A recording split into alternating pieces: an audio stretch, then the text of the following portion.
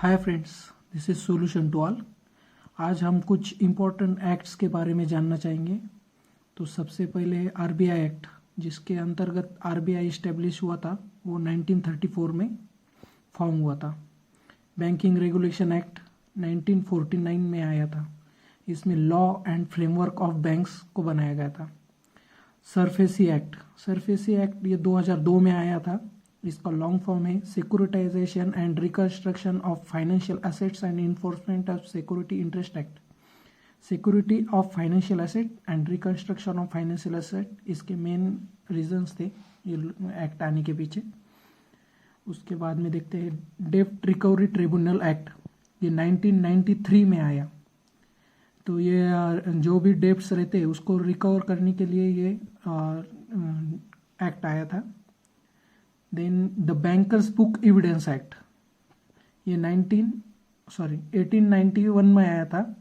और ये कुछ भी जो कोर्ट वगैरह रहेगा वह एविडेंस के तौर पर हमें कुछ बैंक का कुछ ये देना पड़ेगा, तो उसके लिए ये एक्ट आया था। The legal services authorities act, ये जो एक्ट है ये 1987 में आया।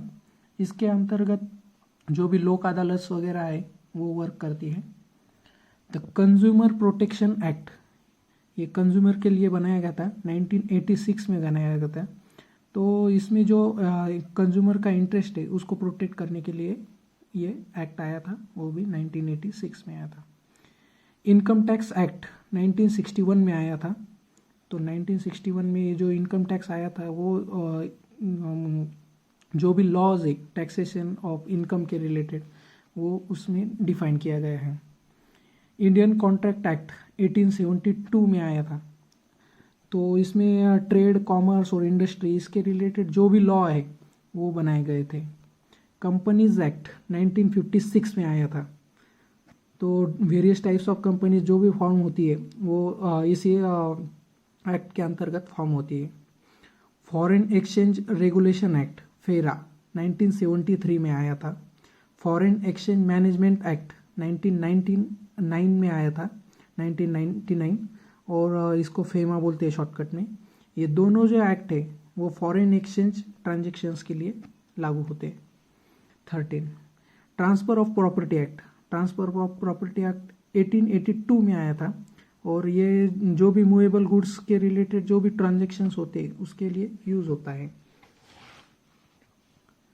14 देखते हैं the right of information act. Right to information act 2005 में आया था। जो भी हमारे citizens to secure access to the information under the control of public authorities के अंडर जो भी इंफॉर्मेशन हमें अगर चाहिए सिटीजन्स को, तो ये अपन RTI के तहत ले सकते हैं। The prevention of money laundering act, ये 2002 में आया था। तो मनी लॉन्ड्रिंग को अवॉइड करने के लिए prevention of money laundering act आया था, वो 2002 में आया था। इंफॉर्मेशन टेक्नोलॉजी एक्ट, ये 2000 में आया था। तो लीगल इंफ्रास्ट्रक्चर ऑफ ई-कॉमर्स के लिए ये यूज़ होता है। ये जो एक्ट रहते हैं इसके बाद में कुछ अमेंडमेंट भी होते हैं। तो आपको अगर ईयर अगर चेंज दिखता है तो ये सबसे पहले वाला ईयर रहेगा, उसके बाद में जो भी अमेंड वाला रहेगा वो डिफरेंट रह सकता है। Okay, thank you friends.